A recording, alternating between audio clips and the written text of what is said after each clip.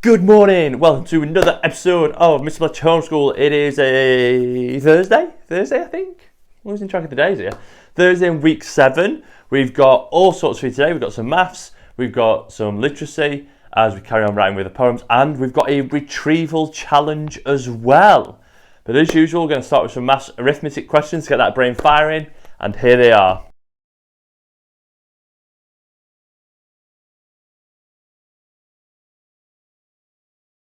So, your maths today is a little bit different. I want you to take the role of teacher, okay? Because you've already gathered data, you've already presented data, and you've answered questions on data that I've given to you. So you've been the pupil, the student in this situation. Now I want you to be the teacher. You've collected data about your sock drawer, and you presented that data in a wonderful bar chart. What I want you to do now is think of 6 questions about your data in the bar chart. 6 questions that you can then get a grown-up or a sibling to answer. So what you're going to do is you're going to get a piece of paper, write out those 6 questions and present your bar chart that you did this week with those 6 questions and see if somebody can answer those questions. Now, the way this will work is if your new student can answer those questions, then you know you've done a good job on your bar chart. You might want to ask some questions using vocabulary such as sum, difference and total, okay, to really get your new student to think. So, show them your bar chart, create 6 questions about that information and then see how well they do. Please send in your questions as well at the usual places, because we'd love to know how you did as the teacher today. Time for word of the day. Word of the day is going to be a little bit different because normally I give you the word used in context, but I don't give you the definition. But today I am going to give you the definition. So today's word of the day is unprecedented. We've seen this word a lot recently, okay? Seen it on the news, maybe on the radio, you've heard it. So what does unprecedented mean? Well, unprecedented means never done before. So when we're talking about unprecedented times that we live in right now, something like this has never happened before. So can you use the word unprecedented in 3 sentences this time? Normally we just do it in 1. I want to see it in 3 to make sure we can use it correctly in context. And remember to send your sentences in so we can check them, make sure you're using that word correctly. Off you go. Right, time for countdown. The countdown is going to look a little bit differently today. It's going to be countdown maths, and I have chosen a random 3-digit number and some random numbers. So, is our challenge possible? We'll see how close you can get, and even if you can get on that number itself. Because the number is 595. Using addition, subtraction, division, multiplication. Can you get to 595 using the following numbers? 100, 4, 20, 7, 15, 11 and 2. Off you go. Yes, we are back with another baking challenge, and take a look at that, the giant sharing cookie. I like to call it a cookie pizza because it reminds me of pizza, and it looks absolutely amazing. The link for this recipe is below, and please send in your pictures when you've had a go because it looks absolutely scrumptious. Now, as part of teaching at school, we use something called retrieval practice. The things we teach you in previous years, we ask you to retrieve again in later years. For example, at the start of a history lesson, we might ask children in year 5 to retrieve what they learned about in year 2 or year 3.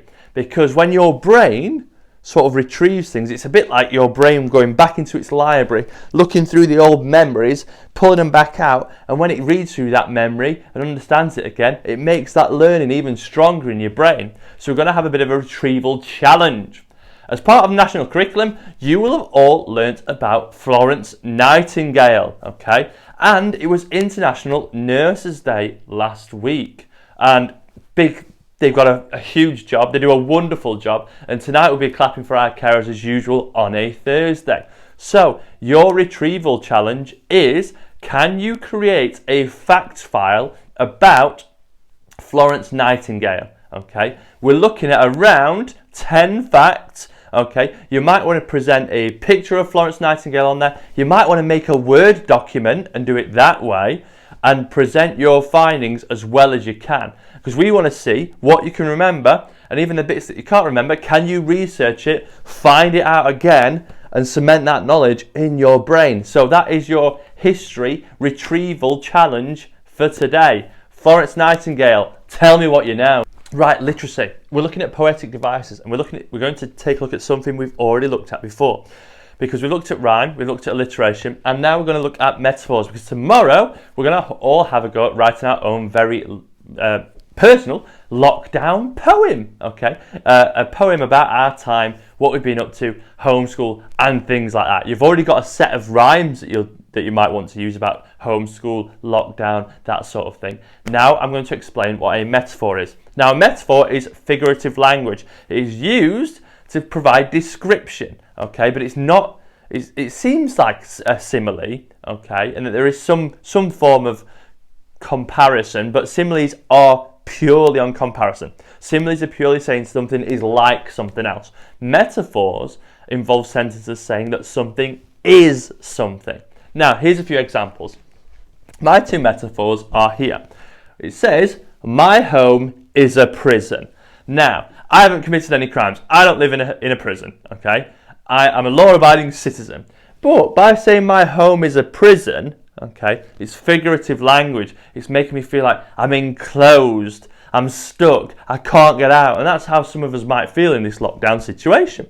The next one, she is a star. Okay, now if I said to someone in my class, you are a star, I'm not saying you're an actual star with like points on the end and you're bright gold.